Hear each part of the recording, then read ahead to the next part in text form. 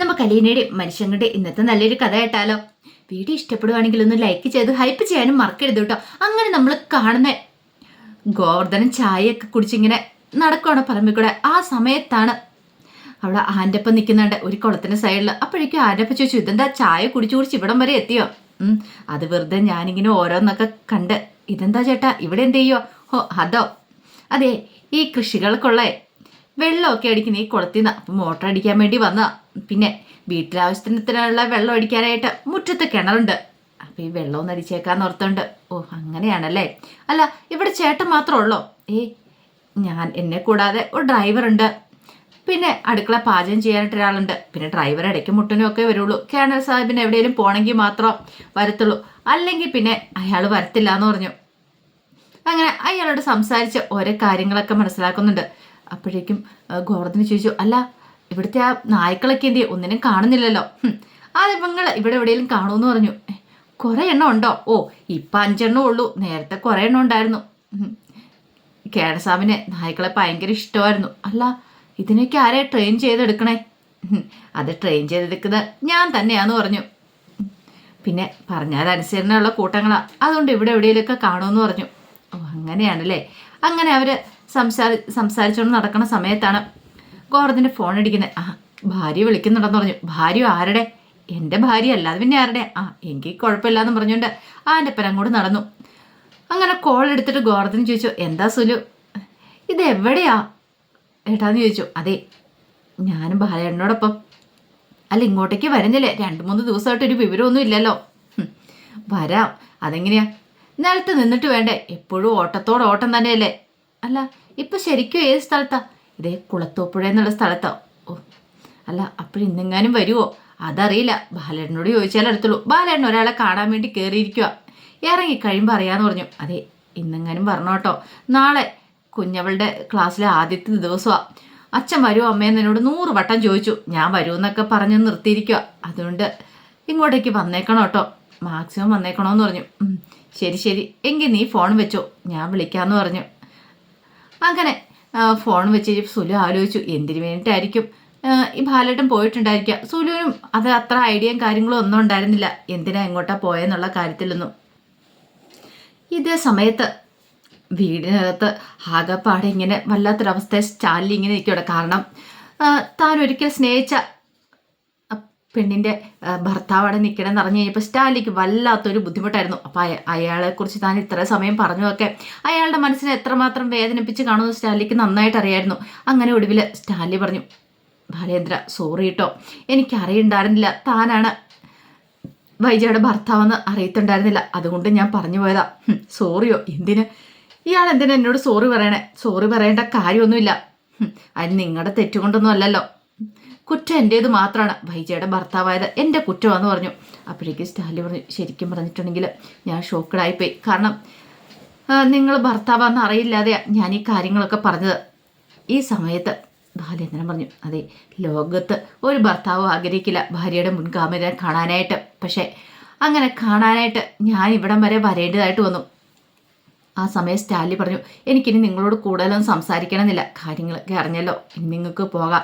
കാരണം നിങ്ങളോട് സംസാരിക്കുമ്പോൾ എനിക്കെന്തോ വല്ലാത്തൊരു ബുദ്ധിമുട്ടുണ്ട്, അതുകൊണ്ട് നിങ്ങൾക്ക് പോകാമെന്ന് പറഞ്ഞു. അപ്പോഴേക്കും ബാലേന്ദ്രൻ പറഞ്ഞു, അതെ ഞാനിവിടം വരെ വന്നതിൻ്റെ പിന്നിലൊരു കാരണമുണ്ട്. അങ്ങനെ അങ്ങോട്ട് പോകാൻ വേണ്ടിയിട്ടല്ല മിസ്റ്റർ സ്റ്റാലി ഞാൻ ഇവിടം വരെ വന്നത്.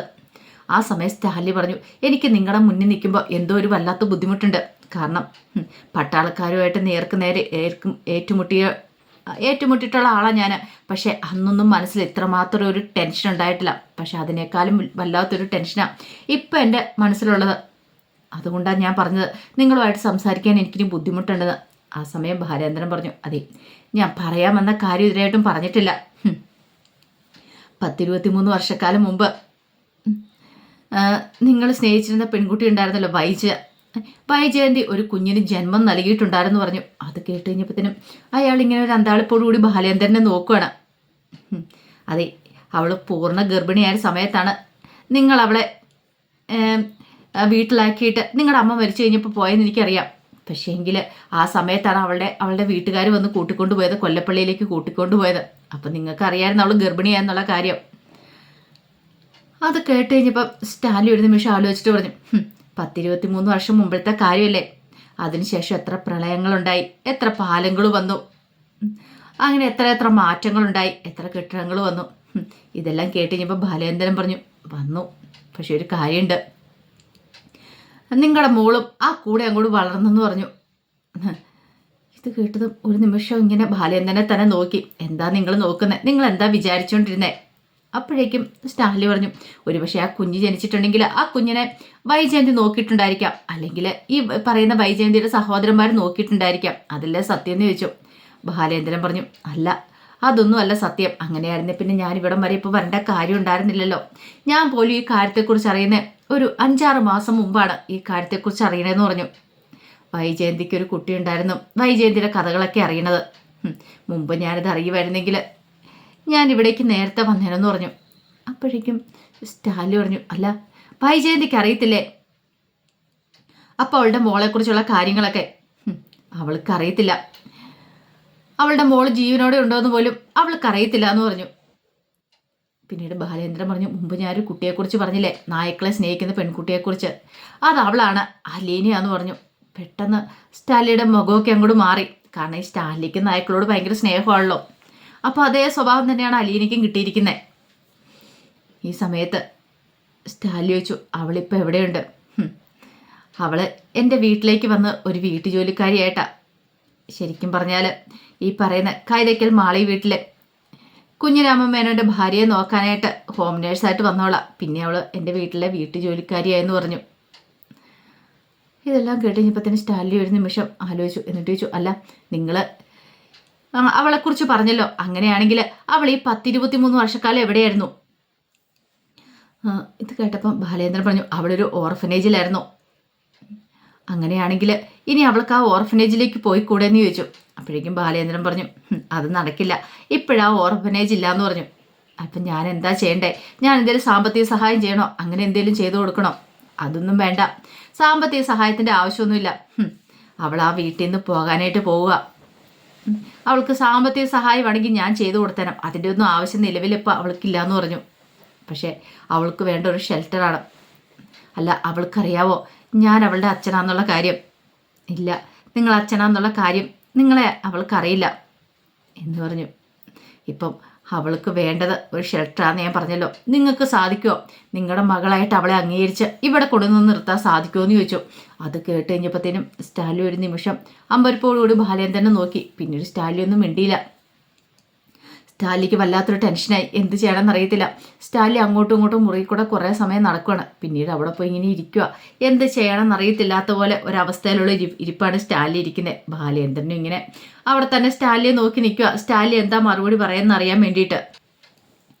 ഈ സമയം പുറത്ത് ഗോവർദ്ധനാണ് ആകെപ്പാടെ അക്ഷമനായിട്ട് നിൽക്കുകയാണ്. ഇതുവരെയായിട്ടും ബാലേന്ദ്രൻ ഇറങ്ങി വന്നില്ലല്ലോ. കുറേ സമയം എന്ത് ചെയ്യണമെന്ന് അറിയത്തില്ല ഗോവർദ്ധന്.